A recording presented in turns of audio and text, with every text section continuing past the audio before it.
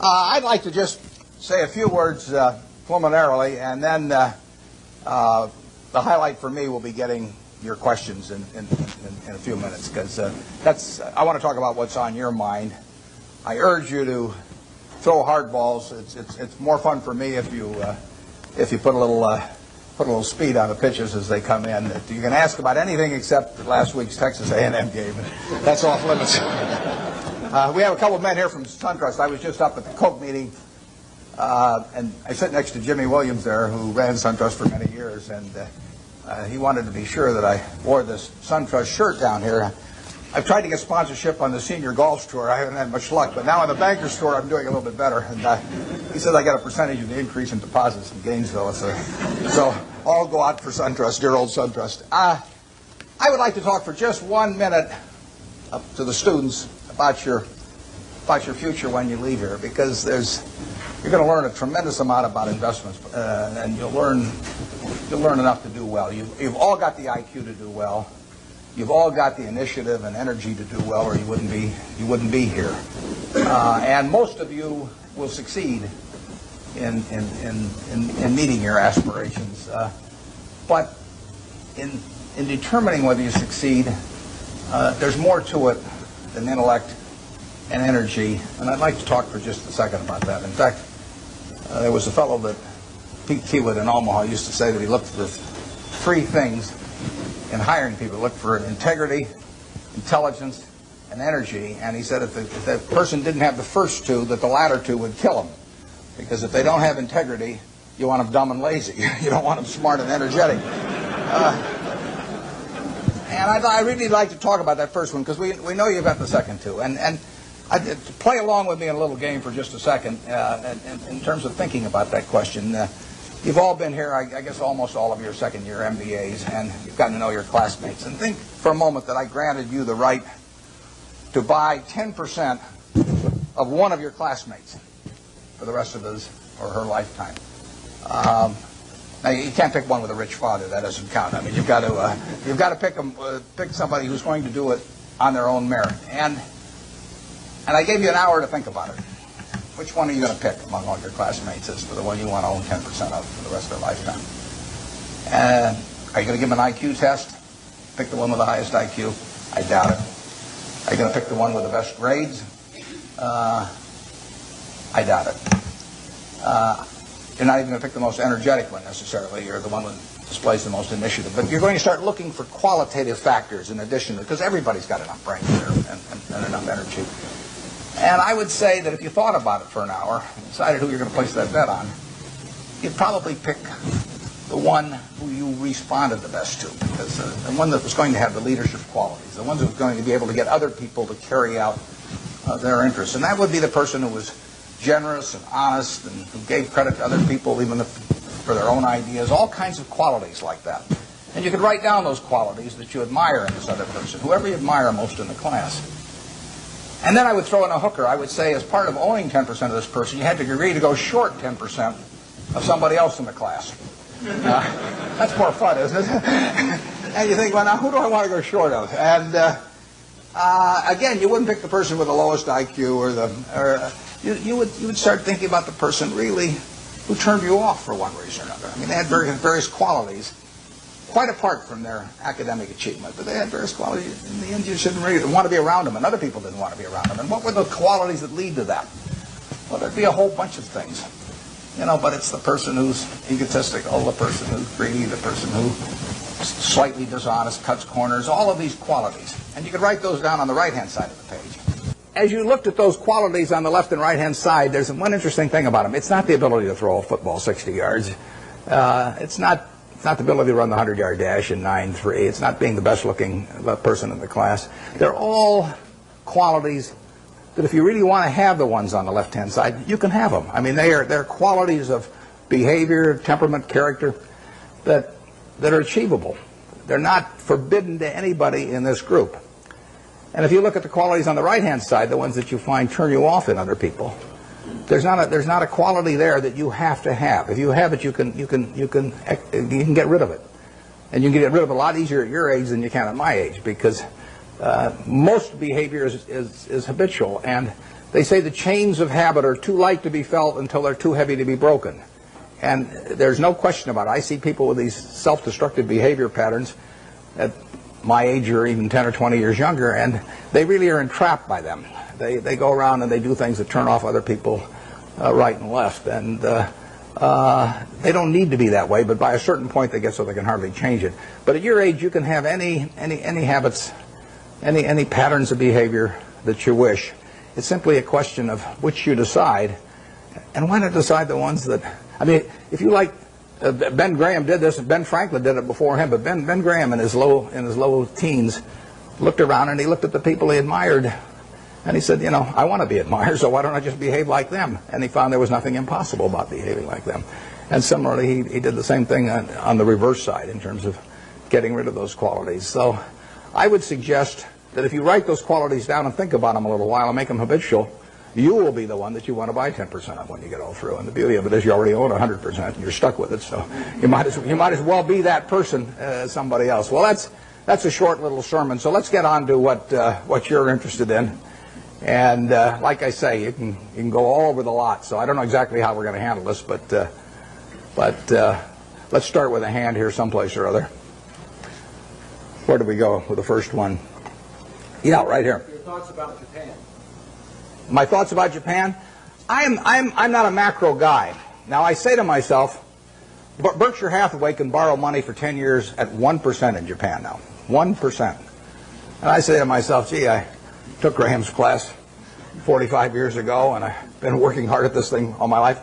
Maybe I can earn more than 1%, you know, if I really work hard at it. 1% annually. It doesn't seem impossible, does it? So I wouldn't want to get involved in currency risk, so I'd have to do it in something that was yen denominated. So I have to be in Japanese real estate or a Japanese business or something of the sort, and all I have to do is beat 1%. That's all the money's going to cost me, and I can get it for 10 years. So far, I haven't found anything. It's kind of interesting. The Japanese companies earn very low returns on equity, and they have a bunch of businesses that earn 4, 5, 6% on equity, and it's very hard to earn a lot as an investor when the business you're in doesn't earn very much money. Now some people do it. In fact, I've got a friend, Walter Schloss, who worked with Graham at the same time I did, and it was the first way I went at stocks, to buy stocks selling way below working capital, very cheap quantitative stocks. I call it the cigar butt approach to investing. Is that you walk down the street and you look around for a cigar butt someplace, and finally you see one, and it's soggy and kind of repulsive, but there's one puff left in it. So you pick it up, and the puff is free. I mean, it's a cigar butt stock. I mean, you get one free puff out of it, and then you throw it away and you walk down the street and try and buy another one. I mean, it's not elegant, but it works. You know, if you're looking for a free puff, it works. Those are low return businesses. But time is the friend of the wonderful business. It's the enemy of the lousy business. If you're in a lousy business for a long time, you're going to get a lousy result, even if you buy it cheap. If you're in a wonderful business for a long time, even if you pay a little too much going in, you're going to get a wonderful result if you stay in a long time. I find very few wonderful businesses in Japan at present now. They may change the culture in some way so that managements get more stockholder responsive over there and returns are higher. But at the present time, you'll find a very lot of low return businesses, and that was true even when the Japanese economy was booming. I mean, it's amazing. They had an incredible market without incredible companies. They were incredible in terms of doing a lot of business, but they weren't incredible in terms of the return on equity that they achieved. And that finally caught up with them. So we have so far done nothing there, but as long as money's 1%, I'll keep looking. I mean, yeah. You were rumored to be one of the rescue buyers of long-term capital.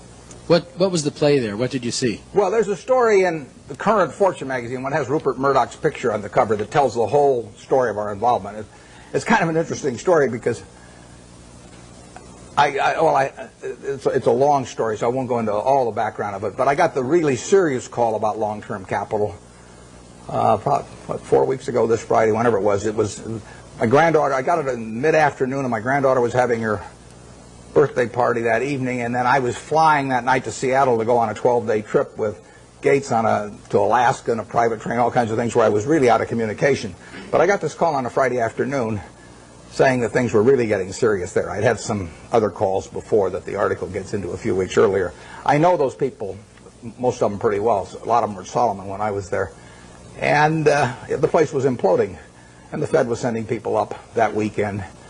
And so between that Friday and the following Wednesday, when the New York Fed, in effect, orchestrated a rescue effort, but without any federal money involved, I was quite active, but I was having this terrible time because we were sailing up through these canyons, which held no interest for me whatsoever, in Alaska, and the captain would say, if we just steer over here, we might see some bears and whales. And I said, steer where you get a good satellite connection, because I want home. But we put in a bid on Wednesday morning. By then I was in Bozeman, Montana, and I talked to Bill McDonough, the head of the New York Fed, about 10 o'clock. They were having a meeting of the bankers at 10 o'clock that morning in New York, and I caught him. We actually delivered a message to him. He called me out there in Wyoming a little bit before 10 New York time, and we made a bid. It was because it was being done at a long distance and everything. It was really the outline of a bid, but in the end, it was a bid for $250 million, essentially for the net assets of. But we would have put in $3.75 billion on top of that, and it would have been $3 billion from Berkshire Hathaway, $700 million from AIG, and $300 million from Goldman Sachs, and we submitted that, but we put a very short time fuse on it, because when you're bidding on $100 billion worth of securities that are moving around, you don't want to leave a fixed price bid out there very long, plus we were worried about it getting shopped. In the end, the bankers made the deal, and but it was an interesting period. The whole long-term capital management, and I hope most of you are familiar with it, but the whole story is really fascinating, because if you take John Meriwether and Eric Rosenfeld, Larry Hillenbrand, Greg Hawkins, Victor Agani, the two Nobel Prize winners, Merton and Scholes, if you take the 16 of them, they probably have as high an average IQ as any 16 people working together in one business in the country, including at Microsoft or wherever you want to name. So an incredible amount of intellect in that room. Now you combine that with the fact that those 16 had extensive experience in the field they were operating. I mean, this was not a bunch of guys who had made their money, selling men's clothing, and then all of a sudden went into the securities business or anything. They'd had in aggregate, the 16 had probably had 350 or 400 years of experience doing exactly what they were doing. And then you throw in the third factor, that most of them had virtually all of their very substantial net worths in the business. So they had their own money up, hundreds and hundreds of millions of dollars of their own money up, super high intellect, working in a field they knew, and essentially they went broke. And that to me is absolutely fascinating. I mean, if I ever write a book, it's going to be called Why Smart People Do Dumb Things. My partner says it should be autobiographical, but this might be an interesting illustration. And these are perfectly decent guys. I respect them, and they helped me out when I had problems at Solomon, and so they're not bad people at all. But to make money they didn't have and didn't need, they risked what they did have and did need. And that's foolish. That is just plain foolish. It doesn't make any difference what your IQ is. If you risk something that is important to you for something that is unimportant to you, it just does not make any sense. I don't care whether the odds are 100 to 1 that you succeed or 1,000 to 1 that you succeed. If you hand me a gun with 1,000 chambers, 1,000,000 chambers in it, and there's a bullet in one chamber, and you said, put it up your temple, how much do you want to be paid to pull it once? I'm not going to pull it. You can name any sum you want, but it doesn't do anything for me on the upside, and I think the downside's fairly clear. So I'm not interested in that kind of a game, and yet people do it financially and without thinking about it very much. There was a great book. It wasn't a great book. It was a great title. There was a lousy book written once with a great title by Walter Gutman. The title was You Only Have to Get Rich Once.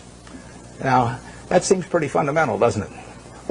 What difference, if you've got $100 million at the start of the year, and you're going to make 10% if you're unleveraged and 20% if you're leveraged 99 times out of 100, what difference does it make at the end of the year whether you've got $110 million or $120 million? It makes no difference at all. I mean, if you die at the end of the year, the guy that writes up the story may make a typo, and he may say 110 even if he had 120, so you've got nothing at all. It makes absolutely no difference. It makes no difference to your family, it makes no difference to anything. And yet the downside, particularly managing other people's money, is not only losing all your money, but it's disgrace and humiliation and facing friends whose money you've lost and everything. I just can't imagine an equation that makes sense for. And yet 16 guys with very high IQs who are very decent people entered into that game. And I think it's madness, and it's produced by an over-reliance to some extent on things. Those guys would tell me back when I was at Solomon, that a 6 Sigma event wouldn't touch us, or a 7 Sigma event, but they were wrong. I mean, their history does not tell you the probabilities of future financial things happening, and they had a great reliance on mathematics, and they felt that the beta of the stock told you something about the risk of the stock. It doesn't tell you a damn thing about the risk of the stock, in my view. And Sigmas do not tell you about the risk of going broke, in my view, and maybe in their view now too. But I don't like to even use them as an example, because they are. I mean, the same thing in a different way could happen to any of us, probably, where we really have a blind spot about something that's crucial because we know a whole lot about something else. It's like Henry Kaufman said the other day. He said the people who are going broke in this situation are just two types: the ones who knew nothing and the ones that knew everything. And it's sad in a way. I urge you, in anything, we never basically borrow money. I mean, we get float through our insurance business and to do things, but I never borrowed money. I never borrowed money when I had $10,000 basically, because what difference did it make? I was having fun as I went along, and it didn't make any difference whether I had $10,000 or $1 million or $10 million. Except if I had a medical emergency or something had come along like that. But I was going to do the same things when I had a lot of money as when I had very little money. If you think about the difference between me and you in terms of how we live, we wear the same clothes basically. SunTrust gives me mine, but you. So we wear the same clothes. We eat. We all have a chance to drink the juice of the gods here. But we all go to McDonald's, or better yet, Dairy Queen, and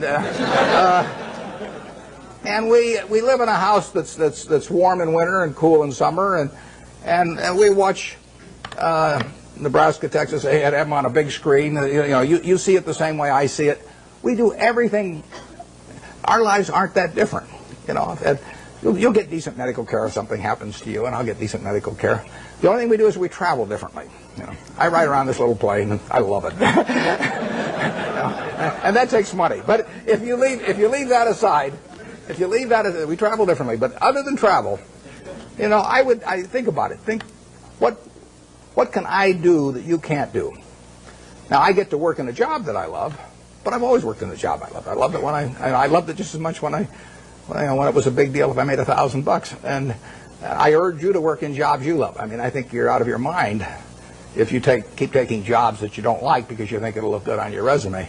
I was with a fellow at Harvard the other day who was taking me over to talk, and he was 28, and he was telling me what he'd done in life, which was terrific. And then I said, "What are you going to do next?" And he said, "Well," he said, "after I get out my MBA," he said, "I think maybe I ought to go to work for a management consulting firm because it'll look good on my resume." And I said, "Wait a second, you've been 28, you've been doing all these things. I mean, you've got a resume that's 10 times as good as anybody I've ever seen it already." I said, "If you take another job you don't like, I said, isn't that a little like saving up sex for your old age? There comes a time when you ought to just start doing what, So, I think I got the point across to him. But you ought to take a job. When you get out here, take a job you love. Don't take a job that you think is going to look good on your resume. Take a job you love. You may change it later on, but you'll jump out of bed in the morning. I mean, when I got out of Columbia, the first thing I tried to go to work for Graham immediately. I offered to go to work for him for nothing. He said I was overpriced, but I kept pestering him. I went out to Omaha and I sold securities for 3 years, and I kept writing him and giving him ideas and doing all these things. Finally, I went to work for him for a couple of years, and it was a great experience. But I always really worked in a job. I worked in a job that I loved doing. And you should really take a job that if you were independently wealthy, you would take. That's the job to take, because that's the one that you're going to have great fun in. You'll learn something. You'll be excited about it, and you can't miss. You may go do something else later on, but you'll get way more out of it. And I don't care what the starting salary is or anything of the sort. I don't know how I got off on that, but there I am. So I do think that if you think you're going to be a lot happier if you've got 2x instead of x, you're probably making a mistake. I mean, you ought to find something you like that works with that, and you'll get in trouble if you think that making 10x or 20x is the answer to everything in life, because then you will do things like borrow money when you shouldn't, or maybe cut corners on things that your employer wants you to cut corners on. Or it just doesn't make any sense. You won't like it when you look back on it. Yeah. Would you talk to the students about the companies that you like? I don't mean names. I mean what makes the company something that you like. I like businesses I can understand. We'll start with that. That narrows it down about 90%. And, I mean, there's all kinds of things I don't understand, but fortunately, there's enough I do understand. And you got this big, wide world out there. Almost every company's publicly owned. So you got all American business practically available to you. Now, to start with, it doesn't make sense to go with things that you think you can understand, but you can understand some things. I can understand this. I mean, you can understand this. Anybody can understand this. I mean, this is a product that basically hasn't been changed much. They've added the cherry, but since 1886 or whatever it was, and it's a simple business. It's not an easy business. I don't want a business that's easy for competitors. So I want a business with a moat around it. I want a very valuable castle in the middle, and then I want the duke who's in charge of that castle to be honest and hardworking and able. And then I want a big moat around the castle, and that moat can be various things. The moat in a business like our auto insurance business at GEICO is low cost. I mean, people have to buy auto insurance, so everybody's going to have one auto insurance policy per car, basically, or per driver. And I can't sell them 20, but they have to buy one. What are they going to buy it on? They're going to buy it based on service and cost. Most people will assume the service is fairly identical among companies or close enough, so they're going to do it on cost. So I got to be the low-cost producer. That's my moat. To the extent my costs get further lower than the other guy, I've thrown a couple of sharks into the moat. But all the time, if you've got a wonderful castle, there are people out there who are going to try and attack it and take it away from you. And I want a castle that I can understand, but I want a castle with a moat around it. 30 years ago, Eastman Kodak's moat was just as wide as Coca-Cola's moat. I mean, if you were going to take a picture of your 6-month-old baby, and you're going to want to look at that picture 20 years from now, and you're going to want to look at it 50 years from now, and you're never going to get a chance. I mean, you're not a professional photographer so that you can evaluate what's going to look good 20 or 50 years ago. What is in your mind about that photography company is what counts, because they are promising you that the picture you take today is going to be terrific to look at 20 or 30 or 50 years from now about something that's very important to you, maybe your own child or whatever it may be. Well, Kodak had that in spades 30 years ago. They owned that. They had what I call share of mind. Forget about share of market, share of mind. They had something in everybody's mind around the country, around the world, with a little yellow box and everything, that said Kodak is the best. That's priceless. They've lost some of that. They haven't lost it all, and not due to George Fisher, who runs it. George is doing a great job. But they let that moat narrow. They let Fuji come and start narrowing the moat in various ways. They let them get into the Olympics and take away that special aspect that only Kodak was fit to photograph the Olympics. So Fuji gets there, and immediately in people's minds, Fuji becomes more and a parity with Kodak. You haven't seen that with Coke. Coke's moat is wider now than it was 30 years ago. You can't see the moat day by day, but every time the infrastructure gets built in some country that isn't yet profitable for Coke, but will be 20 years from now, the moat is widening a little bit. Things are all the time changing that moat in one direction or another. 10 years from now, you can see the difference. Our managers of the businesses we run, I've got one message to them, which is to widen the moat. And we want to throw crocodiles and sharks and everything else, gators, I guess, into the moat to keep away competitors. And that comes about through service. It comes about through quality of product. It comes about through cost. It comes about sometimes through patents. It comes about through real estate location. So that's the business I'm looking for. Now, what kind of businesses am I going to find like that? Well, I'm going to find them in simple products, because I'm not going to be able to figure out what the moat's going to look like for Oracle or Lotus or Microsoft 10 years from now. I mean, Gates is the best businessman I've ever run into, and they've got a hell of a position, but I really don't know what that business is going to look like 10 years from now. And I certainly don't know what his competitors' businesses are going to look like 10 years from now. Now, I'll name one I don't own. I know what the chewing gum business is going to look like from 10 years from now. I mean, the internet is not going to change how we chew gum. And nothing much else is going to change how we chew gum. And then are there going to be lots of new products? Is it really our spearmint and juicy fruit and all those going to evaporate. So it isn't going to happen. You give me $1 billion and tell me to go in the chewing gum business and try and make a real dent in Wrigley's, I can't do it. And that's the way I think about business. I say to myself, give me $1 billion and how much can I hurt the guy? Give me $10 billion. Give me $10 billion and how much can I hurt Coca-Cola around the world? I can't do it. Well, those are good businesses. Now give me some money and tell me to hurt somebody in some other fields and I can figure out how to do it. So I want a simple business, easy to understand, great economics now, honest and able management, and then I can see about, in a general way, where they're going to be 10 years from now. And if I can't see where they're going to be 10 years from now, I don't want to buy it. Basically, I don't want to buy any stock where if they close the New York Stock Exchange tomorrow for 5 years, I won't be happy owning it. I buy a farm, and I don't get a quote on it for 5 years, and I'm happy if the farm does okay. I buy an apartment house, don't get a quote on it for 5 years, I'm happy if the apartment house produces the returns that I expect. But people buy a stock and they look at the price the next morning and they decide whether they're doing well or not doing well. It's crazy because they're buying a piece of a business. That's what Graham, the most fundamental part of what he taught me. You're not buying a stock, you're buying a part ownership in a business. You will do well if the business does well and if you didn't pay a totally silly price.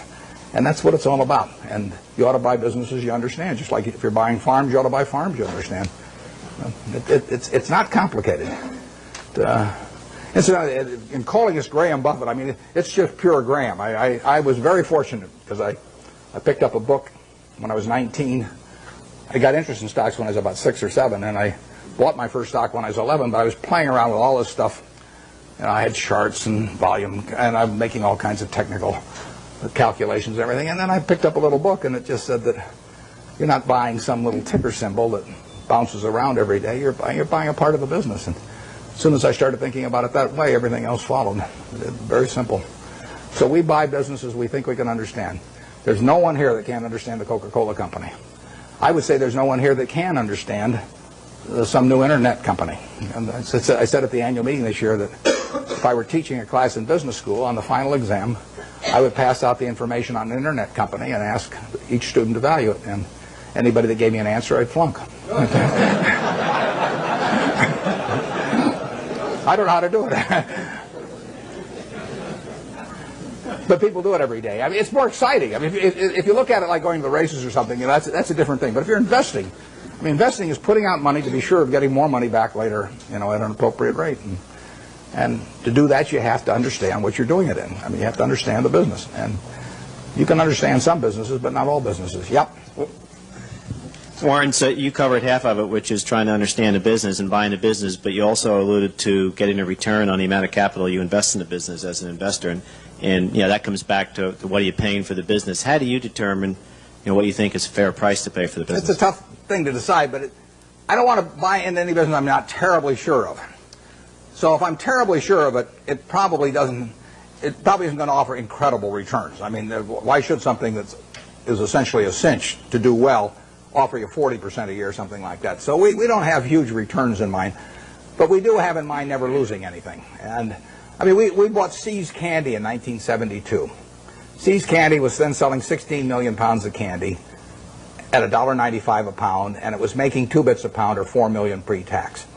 We paid $25 million for it. Took no capital to speak of.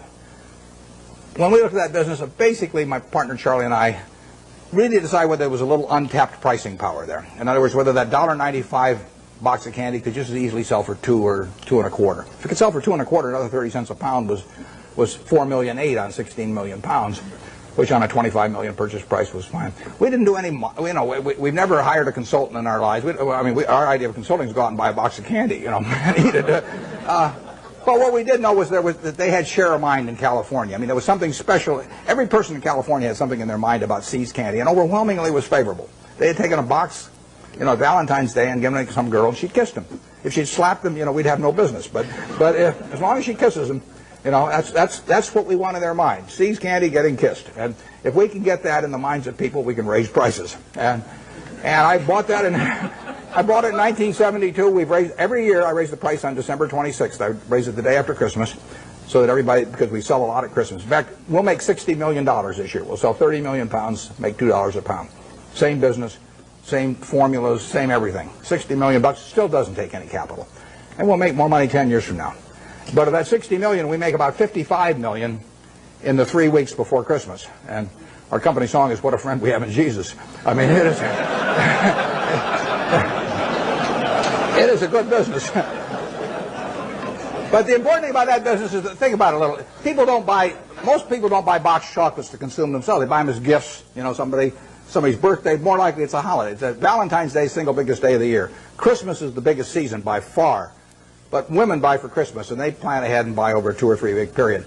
Men buy on Valentine's Day. They're driving home. We run ads on the radio. You know, guilt, guilt, guilt, guilt. You know, the guys are veering off the freeway right and left. And they won't dare go home without a box of candy when we get through with them on our radio ads. So that Valentine's Day is the biggest day. But can you imagine going home on Valentine's Day, and our See's candy is now $11 a pound, thanks to my brilliance. And and let's say there's candy available at $6 a pound. But do you really want to walk in on Valentine's Day and hand? I mean, your wife's got all these favorable images of the See's candy over the years, and she sees you, and that's the way she thinks of you during the rest of the year when you really behave kind of badly. And you walk in and say, "Honey, this year I took the low bid," and then hand her a box of candy. I mean, it just isn't going to work. So, in a sense, there's untapped price. It's not price dependent, basically. Think of Disney. I mean, Disney is selling, we'll say, home videos for, I don't know what, $16.95, $18.95, or whatever. All over the world, people, and we'll say particularly mothers in this case, have something in their mind about Disney. I mean, every person in this room, when you say Disney, has something in their mind about it. If I say Universal Pictures, you don't have anything in your mind. You know, if I say 20th Century Fox, you don't have anything special in your mind. If I say Disney, you've got something in your mind. And that's true around the world. Now, picture yourself with a couple of young kids, you know, who you want to put away for a couple of hours every day so you get a little peace of mind. And you know, if you get them one video, they'll watch it 20 times. So you go to the video store or wherever you buy the video. Are you going to sit there and premiere, you know, 10 different videos and watch them each for an hour and a half to decide which one your kid should watch? No. I mean, let's say there's one there for $16.95 and the Disney's there for $17.95. You know, if you take the Disney video, you're going to be okay. So you buy it. And you don't have to make a quality decision on something that you don't want to spend the time to do. And so you can get a little bit more money if you're Disney, and you'll sell a lot more videos. Makes it a wonderful business. Makes it very tough for the other guy.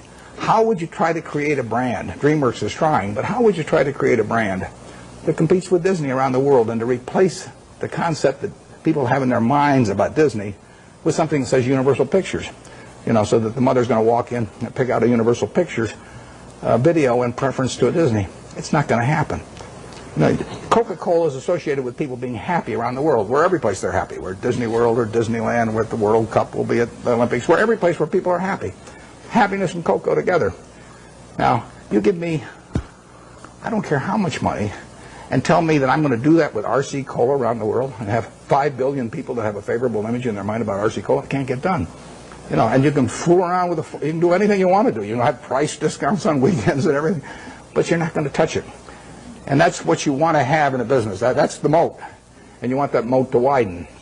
And if you're See's Candy, you want to do everything in the world to make sure that the experience, basically, of giving that gift leads to a favorable reaction. That means what's in the box. It means the person that sells it to you, because all our business is done when we're terribly busy. I mean, people come in those weeks before Christmas or on Valentine's Day, and there are long lines. So at 5 o'clock in the afternoon, some woman is selling the last person the last box of candy, and that person's been waiting in line for maybe 20 or 30 customers. And if the salesperson smiles at that last customer, our moat is widened. And if she snarls at him, our moat is narrowed. We can't see it. It's going on every day. But that's the key to it. I mean, it's a total part of the product delivery is having everything associated with it, say, See's Candy, and something pleasant happening. And that's what business is all about. Yep. When purchasing a company, how much qualitative analysis do you do versus quantitative analysis? And have you ever bought a company where the numbers told you not to? Those are the best buys. The question is whether have I ever bought a company where the numbers told me not to, and how much is qualitative and how much is quantitative. The best buys have been when the numbers almost tell you not to. I mean, because then you feel so strongly about the product, and not just the fact that you're getting a used cigar butt cheap, that it's compelling. I mean, I owned a windmill company at one time, so windmills are cigar butts, believe me. I bought it very cheap. I bought it at a third of working capital, and we made money out of it. but there's no repetitive money to be earned. I mean, there's a one-time profit in something like that, and it's just not, it's not the thing to be doing. I went through that phase. I mean, I bought streetcar companies and all kinds of things. But in terms of the qualitative, I probably understand the qualitative the moment I get the phone call. I mean, almost every business we've bought has taken 5 or 10 minutes, I mean, in terms of analysis. And we bought 2 businesses this year. General Re is, 18 billion or some deal. I've never been to their home office. I hope it's there.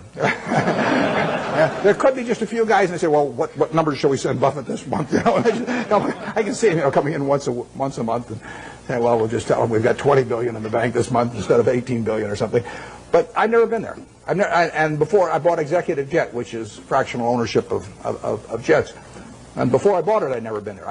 I bought my family a quarter interest in the program 3 years earlier, and I'd seen the service and seen it develop well. And I got the numbers, but if you don't know enough to know about the business instantly, you won't know enough in a month or 2 months. I mean, you have to have sort of the background of understanding and knowing what you do understand and don't understand. And that is the key. It's defining what I call your circle of competence. And everybody's got a different circle of competence. The important thing is not how big the circle is. The important thing is staying inside the circle. And if that circle has only got 30 companies in it out of thousands on the big board, as long as you know which 30 they are, you're okay. And you should know those businesses well enough so that you don't need to do lots of work. Now, I did a lot of work in the earlier years just in getting familiar with businesses. And the way I would do that is I would go out and use what Phil Fisher called the scuttlebutt approach. I'd go out, I'd talk to customers, I'd talk to maybe ex-employees in some cases, I'd talk to suppliers, everybody. Every time I'd see somebody in an industry, let's say I was interested in the coal industry, I'd go around and see every coal company, and I'd ask every CEO, if you could only buy stock in one coal company that wasn't your own, which one would it be and why? And you piece those things together, and you learn a lot about the business after a while. And the funny thing is you get very similar answers as long as you ask about competitors. That, I'd say if you got a silver bullet, and you put it through the head of one competitor, which competitor and why? You'll find out who the best guy in the industry is in that case, or the one that's coming up. And there's a lot of things you can learn about a business. I've done that in the past on the businesses that I feel I could understand, so I don't have to do much of that anymore. It's a nice thing about investing is you don't have to learn anything very new. I mean, you can do it if you want to, but if you learned about Wrigley's chewing gum 40 years ago, you still understand Wrigley's chewing gum. There's not a lot of great insights to get or anything of the sort as you go along. So you do get a database in your head. I had a guy, Frank Rooney, who ran Melville for many years. His father-in-law died, owned a company called H.H. Brown, a shoe company. And he put it up with Goldman Sachs, but he was playing golf with a friend of mine here in Florida and mentioned to this friend. The guy said, why don't you call Warren? He called me at the end of the golf match, and in 5 minutes I basically had a deal. But I knew Frank, and I knew the kind of business. I sort of knew the basic economics of a shoe business, and so I could buy it. And quantitatively, I got to decide what the price is. That's either yes or no. I mean, I don't fool around a lot with negotiations. So if they name a price that makes sense to me, I buy it. And if they don't, I was happy the day before, so I'll be happy the day after without owning it. Yeah. Coca-Cola just announced a drop in expectations in terms of future earnings and fourth-quarter earnings. And in light of the fact that Coke has a lot of their profits coming in from outside the United States, how do you think the Asian crisis, so to speak, is going to affect Coke, and for that matter, the U.S. economy in general? The question is about the Asian crisis and how it affects a company like Coke that recently announced that the earnings, actually they just announced their third-quarter earnings, but a few weeks ago they tipped people off that they were going to be lower in the fourth quarter and so on. Well, basically I love it, but because the market for Coca-Cola products is going to grow far faster over the next 20 years internationally than it will in the United States. It'll grow in the United States on a per capita basis, but it's going to grow faster elsewhere. So the fact that it's going to be a tough period for, who knows, 3 months or 3 years, but it won't be tough for 20 years. I mean, people are still going to, they're going to work productively around the world, and they're going to find that this is a bargain product in terms of the portion of their working day that they have to give up in order to have one of these, or better yet, 5 of them a day, like I do. It's this is a product. In 1936, when I first bought 6 of those for a quarter and sold them for a nickel each, and it was in a 6.5-ounce bottle, and you paid a 2-cent deposit on the bottle. That was a 6.5-ounce bottle for a nickel at that time.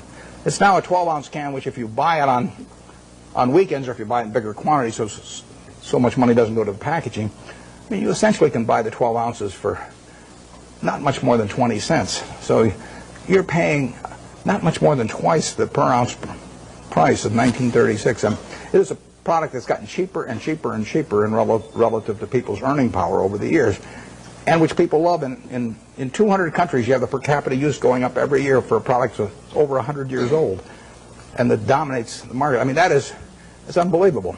One thing that people don't understand is one of the things that makes this product is worth tens and tens of billions of dollars. Is one simple fact about really all colas, but we'll call it Coca-Cola for the moment. It happens to be a name I like. Cola has no taste memory. You can drink one of these at 9 o'clock, 11 o'clock, 3 o'clock in the afternoon, 5 o'clock. The one at 5 o'clock will taste just as good to you as the one you drank early in the morning. You can't do that with cream soda, root beer, orange, grape, you name it. All of those things accumulate on you. Most foods and beverages accumulate on you. You get sick of them after a while. And if you eat, I mean, we get these people who go to work for us that seize candy, and we tell them they can eat all the candy they want. And the first day they go crazy. But after a week, they're eating about the same amount they'd eat if they were buying it, because chocolate accumulates on, everything accumulates on. There is no taste memory to cola. And that means that you get people around the world that are heavy users that'll drink 5 a day, or Diet Coke, maybe 7 or 8 a day or something of the sort. They'll never do that with other products. So you get this incredible per capita consumption. The average person in this part of the world, well, maybe a little north of here, drinks about 64 ounces of liquid a day. And you can have all 64 ounces of that be Coke, and you will not get fed up with Coke if you like it to start with, in the least. But if you do that with almost anything else, if you eat just one product all day, you'll get a little sick of it after a while. And it's a huge factor. So that today, over 1 billion 8-ounce servings of Coca-Cola products will be sold in the world. And that will grow year by year. It'll grow in every country, virtually. And it'll grow on a per capita basis. And 20 years from now, it'll grow a lot faster internationally than in the U.S. So I really like that market better, because there is more growth there over time. But it will hurt them it is hurting them in the short term right now. But that doesn't mean anything. I mean, Coca-Cola went public in, I think it was 1919. Stock sold for $40 a share. It went back before that as the Candler family, and they went back. They bought it for $2,000, the whole business. He's the Candler back in the late 1880s in a couple of purchases. So now he goes public in 1919, $40 a share. 1 year later, it's selling for $19, gone down 50% in 1 year. Now you might think that's some kind of disaster, and you might think that sugar prices increased and the bottlers were rebellious and a whole bunch of things. You could always find a few reasons why that wasn't the ideal moment to buy it. Years later, you'd have seen the Great Depression, then you'd have seen World War II, and you'd seen sugar rationing, and you'd seen thermonuclear weapons, and the whole thing. There's always a reason. But in the end, if you'd bought one share for $40 and reinvested the dividends, it'd be worth about $5 million now. And that factor so overrides anything else. I mean, if you're right about the business, you'll make a lot of money. And the timing part of it is a very tricky thing. So I don't worry about any given event if I've got a wonderful business, what it does to next year or something of the sort. There price controls have been in this country at various times, and that's fouled up even the best of businesses. I mean, I wouldn't be able to raise the price on December 26th of See's Candy if we had price controls, and we've had them in this country. But that doesn't make it a lousy business if that happens to happen, because you're not going to have price controls forever. We had them in the early 70s. So the wonderful business, you can figure out what will happen. You can't figure out when it will happen. You don't want to focus too much on when. You want to focus on what. If you're right about what, you don't have to worry about when very much. What investment mistakes did you make or really make, and how can you use those lessons? The question is about my business mistakes. How much time do you have? Well, the interesting thing about the mistakes is that in investments, at least for me and for my partner Charlie Munger, The biggest mistakes have not been mistakes of commission, they've been mistakes of omission. They're where we knew enough about the business to do something, and for one reason or another, we sat there sucking our thumbs instead of doing something. And so we've passed up things where we could have made billions and billions of dollars from things we understood. Forget about things we don't understand. In fact, I could make billions out of Microsoft. Doesn't mean anything because I never understand Microsoft. But if I can make billions out of healthcare stocks, then I should make it, and I didn't. You know, when the Clinton healthcare program was proposed and they all went in the tank, we should have made a ton of money out of that because I could understand it. And I didn't make it. I should have made a ton of money out of Fannie Mae back in the mid-'80s because I understood it and I didn't do it. Those are billion-dollar mistakes or multi-billion-dollar mistakes that generally accepted accounting principles don't pick up. The mistakes you see, we made I made a mistake buying U.S. Air Preferred some years ago. I mean, I had a lot of money around. I make mistakes when I get cash. Charlie tells me to go to a bar instead. You know, don't hang around the office. But I hang around the office and I got money in my pocket. I do something dumb. And it happens every time. So I bought this thing. Nobody made me buy it. I now have a 800 number I call every time I think about buying stock in an airline, and they talk me down. They say, you know, I say, well, I'm Warren, I'm an airaholic, and then the guy says, you know, keep talking, don't hang up, you know, and don't do anything rash. And finally, I get over it. But I bought it, you know, and it looked like we were going to lose all our money in that, and we came very close to losing all our money, and you can say we deserved to lose all our money. And we bought it because it was an attractive security, but it was not in an attractive business. I did the same thing with Solomon. I bought an attractive security in a business that I wouldn't have bought the equity in. So you can say that that's one form of mistake, buying something because you like the terms when you don't like the business that well. And I've done that in the past. I'll probably do it again. The bigger mistakes, though, are the ones of omission. I did back when I had the $10,000. I put $2,000 of it into a Sinclair service station, which I lost. So my opportunity cost on that's about $6 billion right now.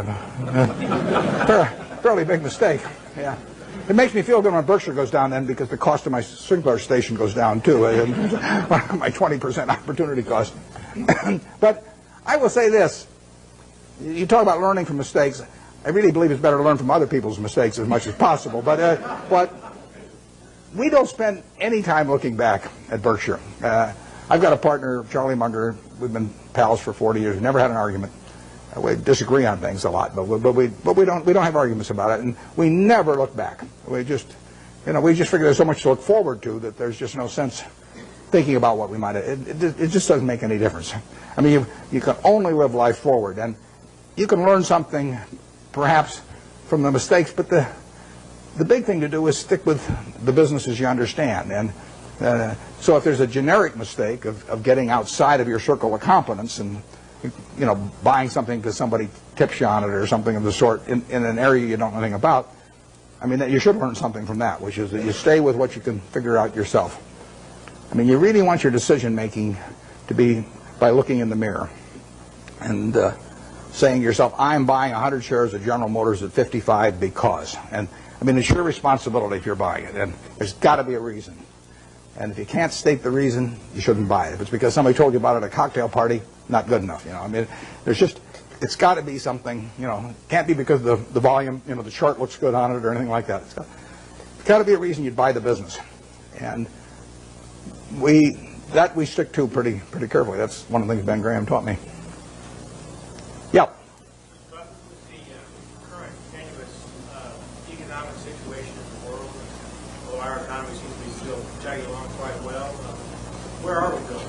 What's going to happen with interest rates? The question about what's going to happen to interest rates or where we go in the world, I don't think about the macro stuff. I just what you really want to do in investments is figure out what's important and knowable. If it's unimportant or unknowable, you forget about it. What you talk about is important, but in my view, it's not knowable. Understanding Coca-Cola is knowable, or Wrigley, or Eastman Kodak, or anything. I mean, you can understand those businesses. That's knowable. And whether it turns out to be important depends on where your valuation leads you and the current price and all of that. But we have never either bought a business or not bought a business because of any macro feeling of any kind. We don't read things about predictions about interest rates or business or anything like that because it doesn't make any difference. I mean, let's say in 1972 when we bought See's Candy, I think maybe Nixon put on the price controls a little bit later. Let's say we'd seen that. But so what? We'd have missed a chance to buy something for $25 million that's earning $60 million pre-tax now. I mean, we don't want to pass up the chance to do something intelligent because of some prediction about something that we're no good at anyway. So we just don't read or listen to or do anything in relation to macro factors at all. Zero. And the typical investment counseling organization goes out and they bring out their economists, they trot them out, and he gives you this big macro picture, and then they start working from there on down.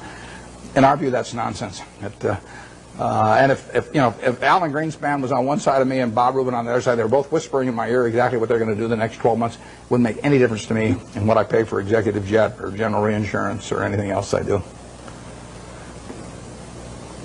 Yeah.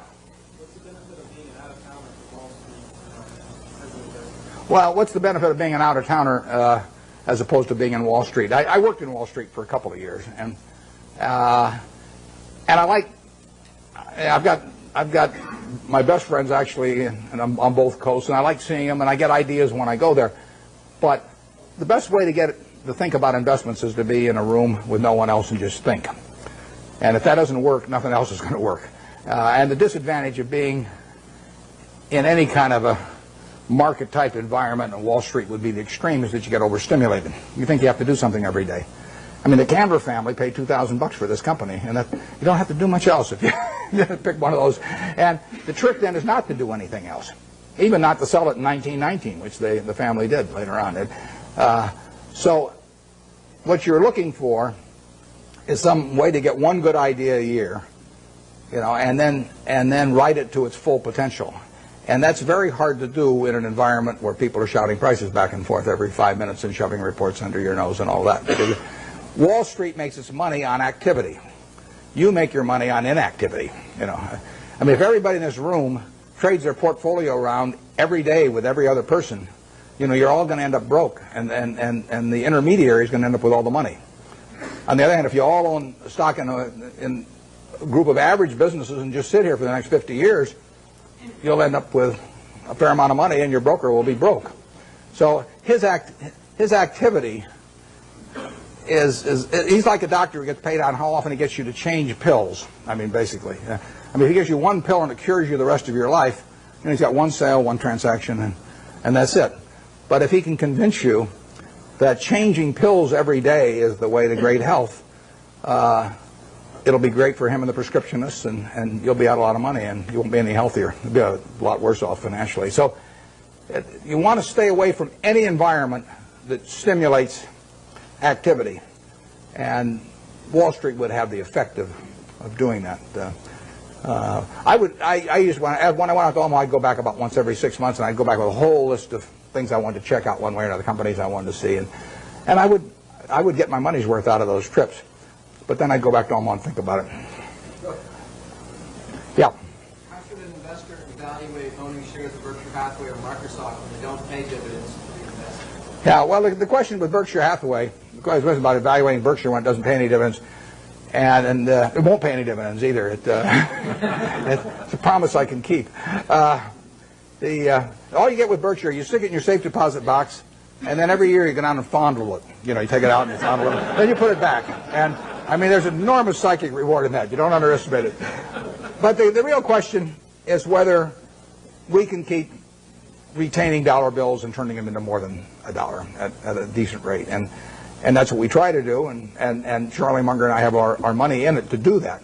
That's all we'll get paid for doing. We won't take any options. We won't take any salaries to speak of or anything. We'll ride around in the plane. But that's what we're trying to do. It gets harder all the time. The more money we manage, the harder it is to do that. And we would do way better percentage-wise with Berkshire if it was 1/100th the present size. But it is run for its owners. But it isn't run to give them dividends, because so far, every dollar that we've earned and could have paid out, we've turned into more than $1. It's worth more than $1 to keep it. And therefore, it'd be silly to pay it out. Even if everybody was tax-free that owned it, it would have been a mistake to pay dividends at Berkshire, because so far the dollar bills retained have turned into more than $1. But there's no guarantee that that happens in the future, and at some point the game runs out on that. But it is the goal of, I mean, that is what the business is about. We're not nothing else about the business do we judge ourselves by. We don't judge it by the size of its home office building or anything of the number of people working around it. We've got 12 people at headquarters. We've got 45,000 employees at Berkshire and 12 people at headquarters, 3,500 square feet. And we won't change it. So we will judge ourselves by the performance of the company. And that's the only way we'll get paid. But believe me, it's a lot harder than it used to be. One of your investments has reached its full potential. As you said earlier that you... I missed the last part of it. Reach its full potential. Well, ideally you buy in businesses where you feel that will never happen in terms of... I mean, I don't buy Coke with the idea that it's going to be out of gas in 10 years, or 15 years. There could be something happen, but I would think the chances of that are almost nil. So what we really want to do is buy businesses that we would be happy to own forever. It's the same way I feel about people who buy Berkshire. I want people to buy Berkshire that plan to hold it forever. They may not for one reason or another, but I want them at the time they buy it to think they are buying a business that they're going to own forever. And I don't say that's the only way to buy things. It's just that's the group I want to have join me because I don't want to have a changing group all the time. I measure Berkshire by how little activity there is in it. If I had a church and I was the preacher and half the congregation left every Sunday, I wouldn't say, oh, this is marvelous because I have all this liquidity among my members, There's terrific turnover, I would rather get a church where all the seats are filled, every Sunday by the same people. Well, that's the way we look at the businesses we buy. We want to buy something that we're really happy to own virtually forever. And we can't find a lot of those. And back when I started, I had way more ideas than money, so I was just constantly having to sell what I thought was the least attractive stock in order to buy something that I just discovered that looked even cheaper.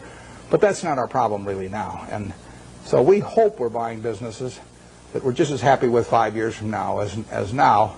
And if we ever found some huge acquisition, then we'd have to sell something maybe to make that acquisition. But that would be a very pleasant problem to have. We never buy something with a price target in mind. We never buy something at 30 saying if it goes to 40 we'll sell it, or 50 or 60 or 100. We just don't do it that way any more than when we buy a private business like See's Candy for $25 million, we don't say to ourselves, if we ever got an offer of $50 million for this business, we'd sell it. That's just not the way to look at a business. The way to look at a business is this going to keep producing more and more and more money over time? And if the answer to that is yes, you don't need to ask any more questions. Those same principles in mind, what was your motivation for taking a piece of Solomon and similarly long-term capital? And how did you come up with the valuation? Well, Solomon, like I said, I went into that because it was a 9% security in 1987, September 1987. The Dow was up 35% that year. We'd sold a lot of stuff, and I had a lot of money around. It looked to me like we were never going to get a chance to do anything. So I took an attractive security form in a business I would never buy the common stock of. And I went in because of that, and I think that's generally a mistake. It worked out okay finally on that, but it's not what I should have been doing. I either should have waited, in which case I could have bought more Coca-Cola a year later or thereabouts, or I should have even bought Coke at the prices it was selling at then, even though it was selling at a pretty good price at the time. So that was a mistake. On long-term capital, we have learned other businesses that are associated with securities over the years. And, one of them is arbitrage. I've done arbitrage for 45 years, and Graham did it for probably 30 years before that. And that's a business, unfortunately, I have to be near a phone for, and I have to really run out of the office myself because it requires being more sort of market attuned, and I don't want to do that anymore. So unless a really big arbitrage situation came along that I understood, I won't be doing much of that. But I've probably been in 300 arbitrage situations at least in my life, maybe more. And it was a good business, perfectly good business. Long-term capital has a bunch of positions. They got tons of positions, but the top 10 are probably 90% of the money that's at risk. And I know something about those 10 positions. There's a few other positions we have that aren't that big because they can't get that big, but they could involve yield curve relationships or on the run, off the run governments or things like that are just things you learn over time if you're around securities markets. They're not the base of our business. Probably on average, they've accounted for a half a percentage point of our return a year, or 3/4 of a percentage point a year of our return. They're little pluses that you get for for actually having just been around a long time and learning a little bit about it. First arbitrage, not the first arbitrage I did, but one of the first arbitrages I did, involved a company where they were offering cocoa beans in exchange for their stock. That was in 1955. And I bought the stock, turned in the stock, got warehouse certificates for cocoa beans, and they happened to be a different type. They were trading in the New York Cocoa Exchange, but there was a basis differential in my favor, and I sold them. I mean, that's just something that I was around at the time, so I learned about. Hasn't been a cocoa bean deal since. 40-odd years. I've been waiting for another cocoa bean deal. I haven't seen it, but it's there in my memory if it ever comes along. And that long-term capital is that on a big scale. Yep.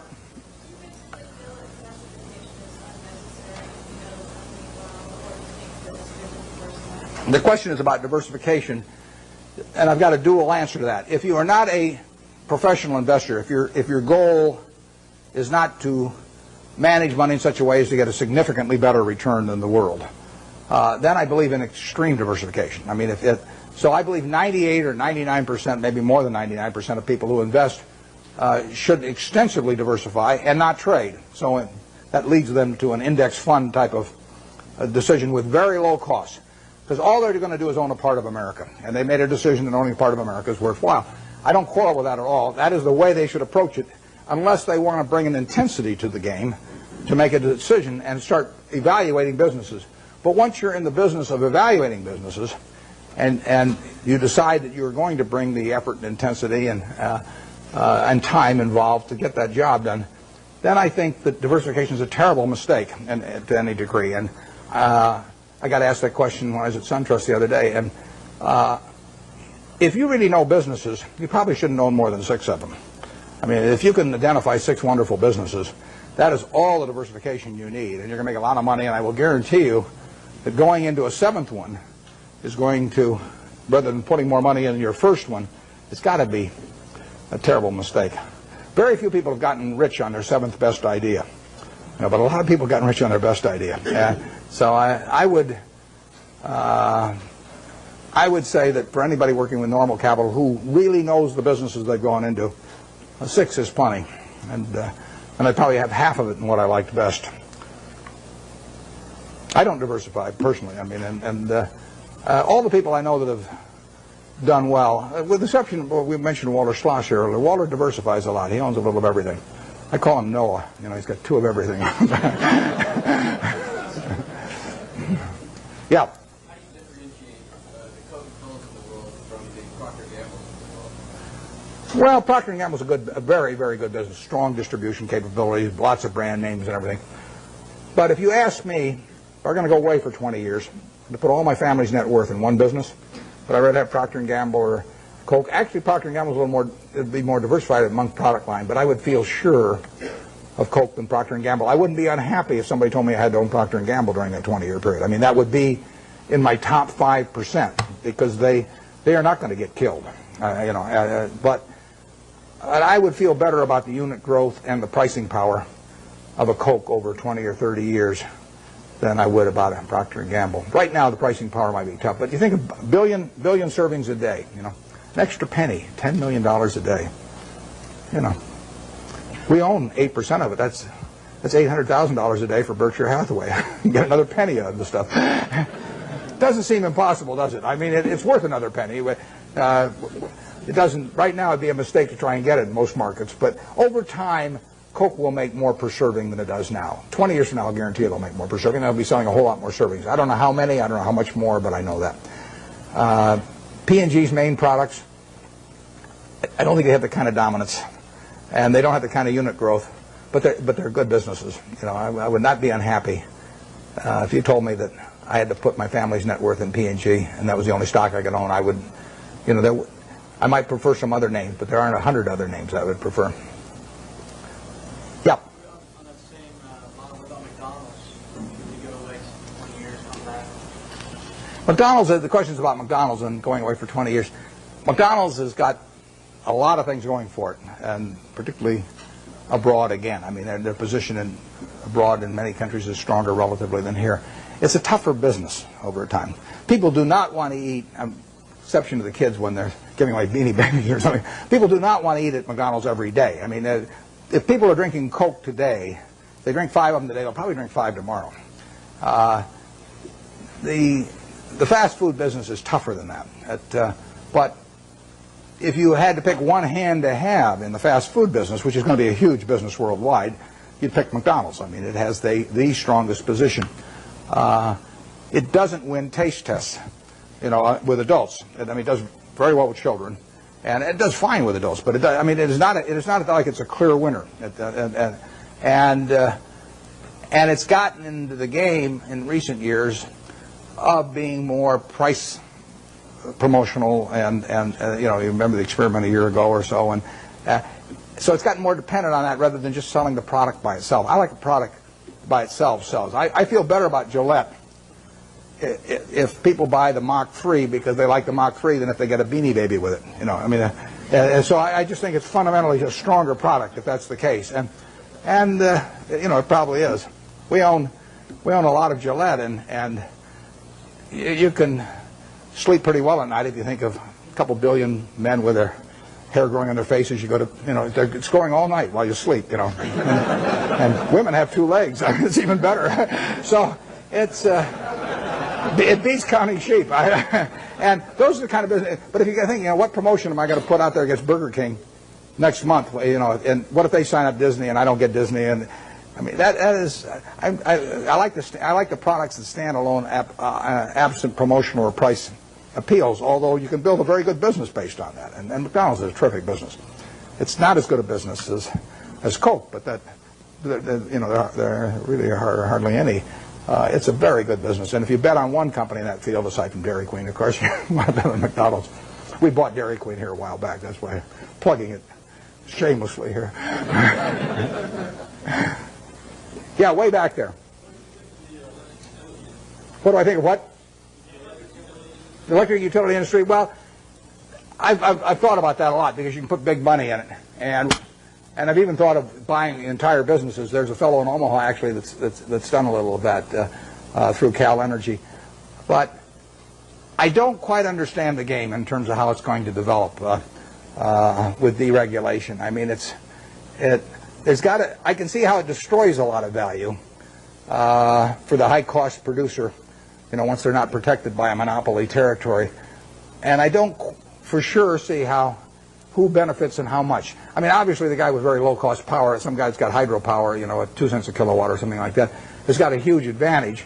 But how much of that he's going to get to keep and everything, or how extensively he can send that outside his natural territory, I haven't been able to figure that out so that I really think I know what the industry is going to look like in 10 years. But it is something I think about, and if I ever develop any insights, that call for action, I'll develop, I will act on it. But because I think I can understand the attractiveness of the product, and it's all of that, all the aspects of certainty, of user need, and the fact that it's a bargain and all of that. I understand. I just don't understand who's going to make the money in it 10 years from now, and that keeps me away. Yeah. Do you think that the market has favored the large cap blue chip stocks over the small cap stocks over the next couple of years? The question is large caps versus small caps, and why large caps overperform. I don't know the answer to that. We don't think we don't care whether companies large cap, giant cap, middle cap, small cap, micro cap. It doesn't make any difference. I mean, the only question to us is, can we understand the business? Do we like the people running it? And does it sell for a price that is attractive? From my personal standpoint, running Berkshire now, because we've got pro forma for Gen Re, I don't know what we have, maybe 75 or 80 billion dollars to invest, and I only want to invest in about 5 things. So I'm really limited to very big companies. But if I were investing $100,000, I wouldn't care whether something was large cap or small cap or anything. I would just look for businesses I understood. Now, I think that on balance, large cap companies as businesses have done extraordinarily well the last 10 years, and way better than people anticipated they would do. I mean, you really have American business earning close to 20% on equity, and that's something nobody dreamed of, and that's being produced by very large companies in aggregate. So you've had this huge revaluation upward because of lower interest rates, and then much higher returns on capital. And if American business is really a bond disguised bond that earns 20%, has a 20% coupon. It's much better than if it's a bond with a 13% coupon. And that's happened with big companies in recent years. Whether it's permanent or not is another question. I'm skeptical of that, but I don't. I wouldn't even think about, except for questions of how much money we run. I wouldn't even think about the size of the business. A good small See's Candy was a $25 million business when we bought it. I mean, if I could find one just like it now, even as big as we are, I'd love to buy it. It's the certainty of it that counts. Yeah, way over there. You mentioned earlier that in buying stock, almost every company is public. And one thing until the last 5 years, real estate has been primarily private. We're now seeing a great securitization of real estate. And what is your insight into the industry? Yeah, you're talking about real estate equity. There's been securitization, enormous securitization of the debt, too, of real estate. And that is one of the items right now that is really clogging up the capital markets. I mean, the mortgage-backed securities they're just not moving in commercial mortgage-backed, not residential mortgage-backed. And so that's. But I think you're directing your question at equities probably, and the equities.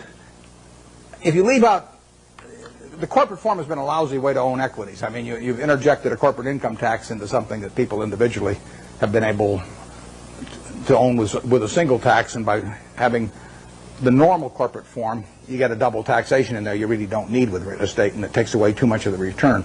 REITs have, in effect, created a conduit so that you don't get the double taxation, but they also generally have fairly high operating expenses. And if you get real estate, let's just say you can buy fairly simple types of real estate on an 8% yield or thereabouts, and you take away maybe close to 1 or 1 and maybe even 1.5% by the time you count stock options and everything.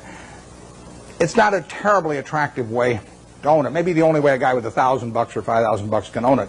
But if you have $1 million or $10 million, you're better off owning the real estate properties yourself and sticking some intermediary in between that will get a sizable piece of the return for himself. So, but generally speaking, we've seen very, very little in that field that gets us excited. People sometimes get very, very confused about. They'll look at some huge land company. I'll take one that won't evoke any emotional reactions on the part of anybody, like Texas Pacific Land Trust, which has been around over 100 years, and got a couple million acres in Texas, and they'll take they'll sell 1% of their land every year, and they'll take that as applying to everything and come up with some huge value compared to the market value. But that's nonsense if you really own the property. I mean, you can't move 50% of the properties or 20% of the properties. It's way worse than an illiquid stock. So you get these. I think you get some very silly valuations placed on a lot of real estate companies by people that don't really understand what it's like to own one and try to move large quantities of property. REITs have behaved terribly in the market this year, as you know, and it's not at all inconceivable they would become a class that would get so unpopular that they would sell at significant discounts from what you could sell the properties for. And they could get interesting as a class then, and then the question is whether the management would fight you in that process, because they would be giving up their income stream for managing things, and their interests might run counter to the shareholders on that. I've always wondered about the REITs that say, our assets are so wonderful and they're so cheap, and then they go out and sell stock. I mean, there's a contradiction in that. If they say our stock at 28 is very cheap, and then they sell a lot of stock at 28 less an underwriting commission, it doesn't. There's a disconnect there, and so. But it's a field we look at. I mean, Charlie and I can understand real estate, and we would be open for very big transactions periodically. And if there was a long-term capital management situation and translated to real estate, we would be open to that. Trouble is, so many other people would be too, that it would be unlikely to go at a price that would really get us excited. Way back there. Understanding your theory that sort of a down market is good for net savers, could you sort of give us your thoughts as to where the market's going, its downward trend, and long-term drop or a long-term drop? Well, I've got no idea where the market's going to go. I prefer it going down, but I haven't. My preferences have nothing to do with it. The market knows nothing about my feelings. That's one of the first things you have to learn with a stock. You buy 100 shares of General Motors. Now, all of a sudden, you have this feeling about General Motors. I mean, if it goes down, you may be mad at it. You may say, well, if it just go up to what I paid for it, my life will be wonderful again. Or if it goes up, you may say how smart you were and how you and General Motors have this love affair and everything. You've got all these feelings. Stock doesn't know you own it. Stock just sits there. It doesn't care what you paid. It doesn't care that you owned it or anything. So any feeling I have about the market is not reciprocated. I mean, it is the ultimate. It is very cold shoulder we're talking about here. And anybody that is going to be a net saver, practically everybody in this room is more likely to be a net buyer of stocks over the next 10 years than they are a net seller. So every one of you should prefer lower prices. I mean, if you're going to be a net eater of hamburger in the next 10 years, you want hamburger to go down unless you're a cattle producer. And if you're going to be a buyer of Coca-Cola and you don't own Coke stock, you hope the price of Coke goes down. I mean, you're looking for it to be on sale this weekend at your supermarket. You want it to be down on the weekends, not up on the weekends when you're going to attend the supermarket. Your stock exchange is a big supermarket of companies. And you're going to be buying stocks. What do you want to have happen? You want those stocks to go down, way down. And, you will make better buys then. And later on, 20 years from now, 30 years from now, when you're in a period when you're dis-saving or when your heirs dis-save for you, after you're gone, I mean, then you may care about higher prices. But I find people, that was one of the, there's a chapter 8 in Ben Graham's Intelligent Investor about the attitude towards stock market fluctuations. And that and the chapter 20 on the margin of safety are the two most important essays ever written on investing as far as I'm concerned. Because when I read chapter 8, when I was 19, I figured, I just figured out what I just said, but it's obvious. I didn't figure it out myself, though. It was explained to me. I'd probably gone another 100 years if I had read and still thought it was good when my stocks were going up. No, we want things to go down, but I have no idea what the stock market's going to do. I never do. I never will. It's not something that I think about at all. When it goes down, I look harder at what I might buy that day. Because I know there's more likely to be some merchandise there that I can use my money effectively in. Okay, Warren, we'll take one more question from the audience. Okay, I'll let you pick who gets it. You can be the guy.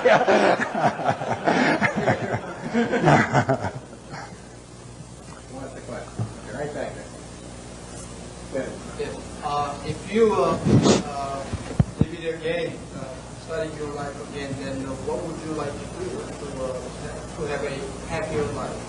Yeah, I would say, and this is going to sound disgusting. The question is, what would I do if I could live over again and have a happier life? The only thing I might do is select a gene pool where people live to be 120 or something that I came from. But I've been extraordinarily lucky. I mean, I use this example. I'll take a minute or two because I think it's worth thinking about a little bit. Let's just assume that it was 24 hours before you were born, and a genie came to you, and he said, Herb, you look very promising, and I've got a big problem. I've got to design the world in which you're going to live. And he says, I decided, the hell with it, it's too tough. You design it. So you've got 24 hours. You figure out what the social rules should be, the economic rules, the governmental rules, and you're going to live under those, and your kids are going to live under them, and their kids are going to live under. And you say, I can design anything? And Ginny says, yeah, you can do it. And you say, well, there must be a catch. He says, well, there is a catch.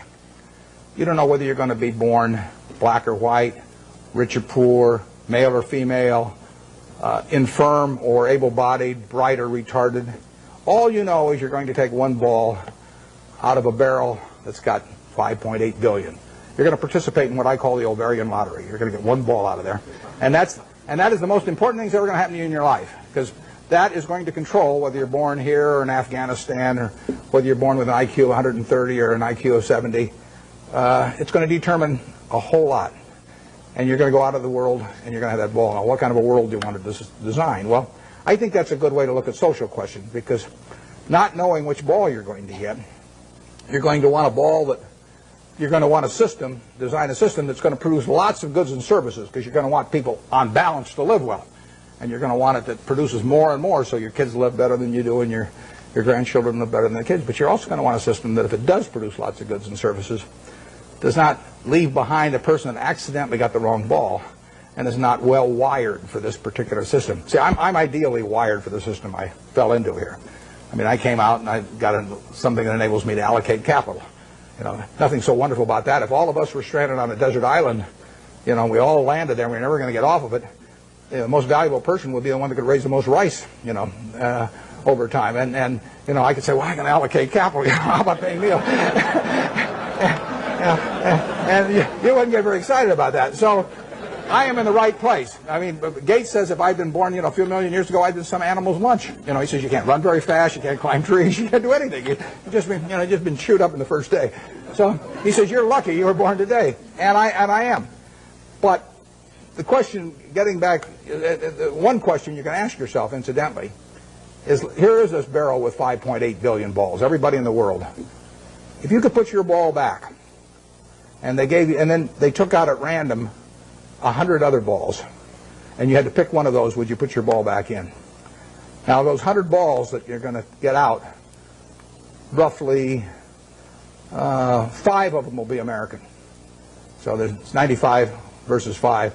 So you're only going to have 5 balls. If you want to be in this country, you're only going to have 5 balls now left. Half of them are going to be women, half of them are going to be men. I'll let you all decide how you vote on that one. Half of them are going to be below average intelligence, half are going to be above. I mean, do you want to put your ball back? Most of you, I think, will not want to put that ball back to get 100. So what you're saying is, I'm in the luckiest 1% of the world right now, sitting in this room, top 1% of the world. Well, that's the way I feel. I mean, I've been lucky to be born where I was, because it was 50-1 against me in the United States when I was born. Lucky with parents, lucky with all kinds of things, and then lucky to be wired in a way that in a market economy pays off like crazy for me. Doesn't pay off for somebody who's absolutely as good a citizen as I am, leading Boy Scout troops, teaching Sunday school, whatever, raising fine families, but it just doesn't happen to be wired in the same way I am. So I've been extremely lucky, so I would like to be lucky again. And if I'm lucky, then the way to do it is to play out that game and do something you enjoy, all your life, and be associated with people you like. I only work with people I like. I don't. If I could make it $100 million by buying a business with some guy that caused my stomach to churn, I'd say no, because I say that's just like marrying for money, which probably isn't a very good idea in any circumstances. But if you're already rich, it's crazy, right? So, I am not going to marry for money. So I would really do almost exactly what I've done, except I don't think I'd have bought the U.S. Air. Thanks.